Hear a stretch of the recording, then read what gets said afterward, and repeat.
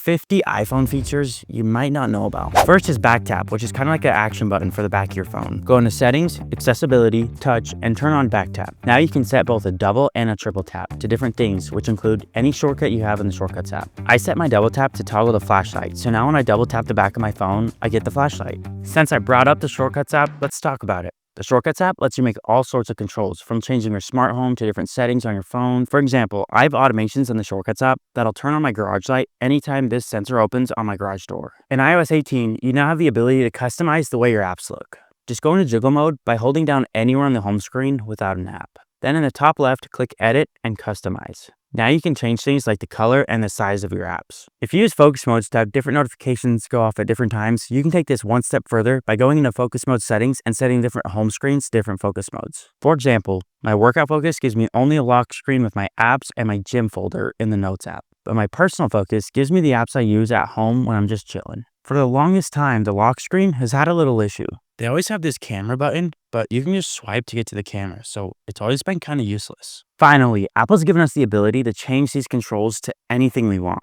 Just hold down on the lock screen and customize your lock screen. Now you can completely remove the camera and replace it with maybe something like Final Cut Camera, which is Apple's other camera app that gives you a little bit more control over the video you're taking. If you have an app with sensitive information on it and you want to add an extra layer of security, you can actually just hold down on the app and then you can require Face ID. Now, you cannot get into this app unless it scans your face. To take that even one step further, you can actually select Hide and require Face ID, which will actually place the app into a special folder in the app library hidden from everyone. But for some reason, this doesn't work with all apps. If you have one of the newer iPhones, you might have the action button, which is really cool, but one thing that's kind of a bummer is you can only map it to one action. I got around this by making a shortcut that'll actually drop down a list of actions. Here's how I did it. Make a new shortcut, look for Choose from Menu, then add the names of the controls you want. Now you'll see those controls have been added to the bottom and you can add commands under each control. And I just have them take me to different apps. Now select the shortcut in the action button settings and press the action button. Now you have a nice little list of actions. Just go to the calculator app and click on the calculator. Now toggle on the convert switch and click here. Now you can select between tons of different conversions. If you take a picture of something and then later realize there's something in the background that you didn't want in the picture, you can actually edit the picture and use the cleanup feature to completely remove whatever that was. Just click the little eraser and circle the object you want removed.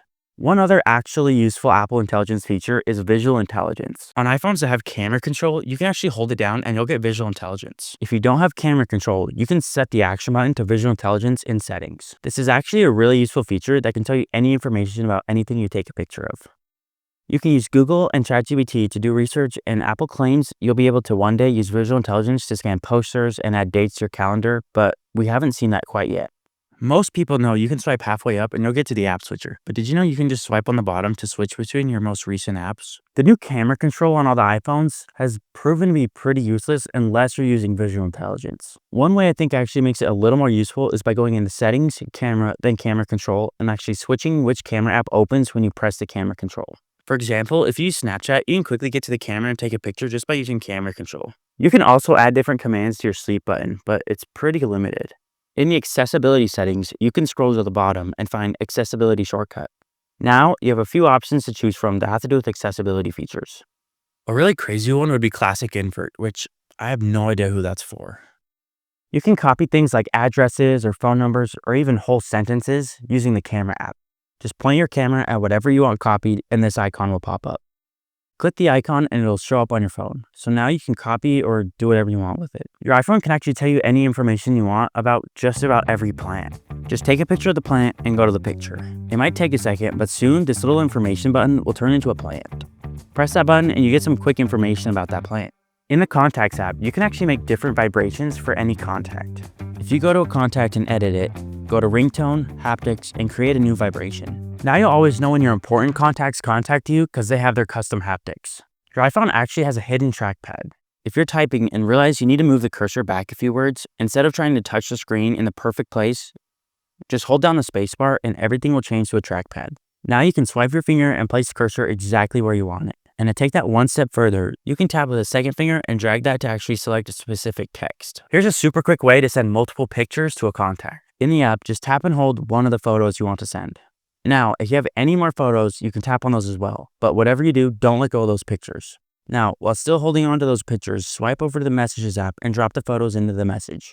Have you ever accidentally deleted an important message? Apple actually saves your deleted messages for a little while, and you can find them if you press edit in the top left corner and show deleted messages. In the camera app, if you're taking photos but want a quick video, just hold down the camera shutter and it'll instantly start recording.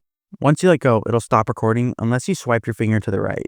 The quickest way to crop your photos is to just zoom into the Photos app and a new button will appear to instantly crop the photo. If you're someone that uses a lot of Safari tabs, here's a quick way to close them all. Just hold down on the tab view icon and you can close all tabs at once. In the Messages app, you can actually just pin a message straight to the top so it's always on the top of your screen. Just hold down on any message and select Pin. Now it'll always be in the same spot, super easy to find. This next one does involve a second Apple device. If you go on a Mac or iPad, you can actually copy text, then go to your iPhone and paste it. Whatever you copy on one device will always be pastable on any other device that's on the same Apple ID, which actually comes in really handy. Since everyone talks in OMGs and TTYLs, let's talk about a way to actually still text like that, but help people understand what you're actually saying, and it's called text replacement. Just go to the keyboard settings and you'll see text replacement. Now when you text using the shortcut, it'll automatically expand into the phrase. If you have a kid that likes to play it on your phone, you need to do this. Go into the accessibility settings and turn on guided access. Now, when your kid wants to play that game, you can triple click the home button to turn on guided access. This locks the phone so only that one app can be used until you triple click and type in the password.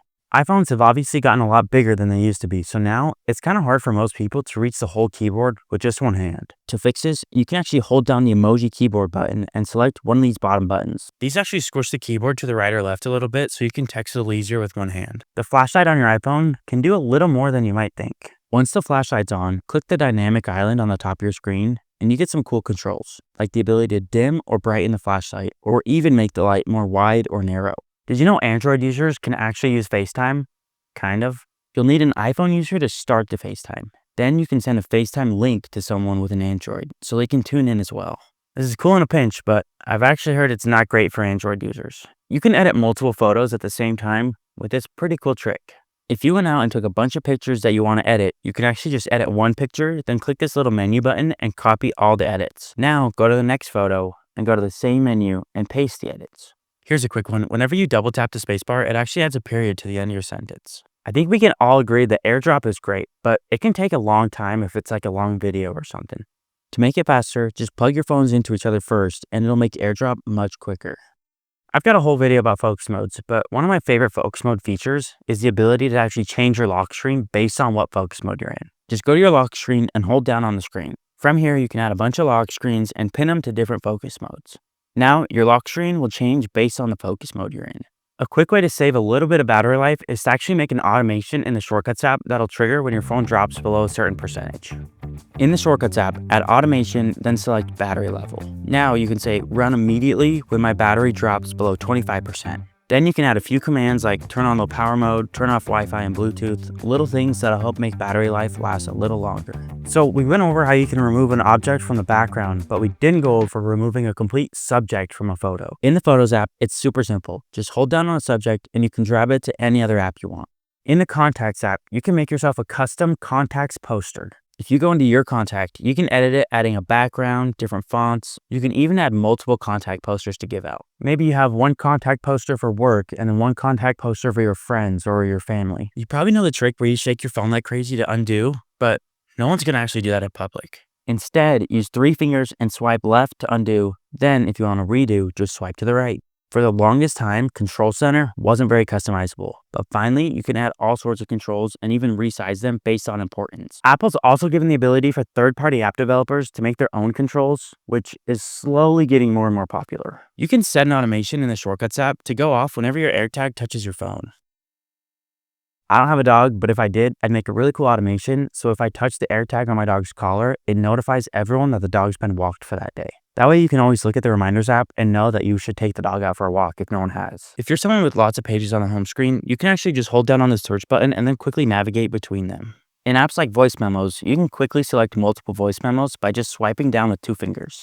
If you're on a website with lots of ads, just click this button here and click Hide Distracting Items. Then literally just click the distracting items and they'll turn to dust.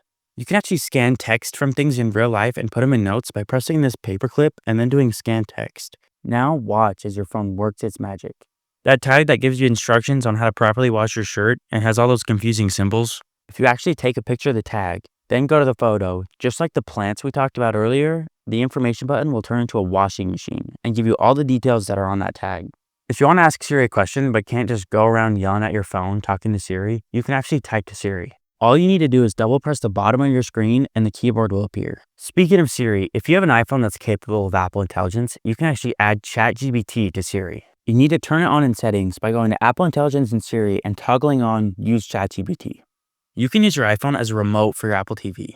First, go to Control Center and go into Jiggle Mode to add a new control. Then look for the Apple TV remote. Now our remote will always be in your Control Center so you can quickly control your Apple TV. In Settings, go to Accessibility, Audio and Visual, then scroll down to LED Flash for alerts. Now, when you get a notification, your flashlight will do a quick flash. Now you'll never miss a notification, but the people next to you won't either, so maybe there's good and bad to this one. You can super quickly share your contact information with someone by just tapping your phones together. Then, if you have multiple contact posters, you can even pick which one you want them to have, which is pretty cool. Thanks for watching.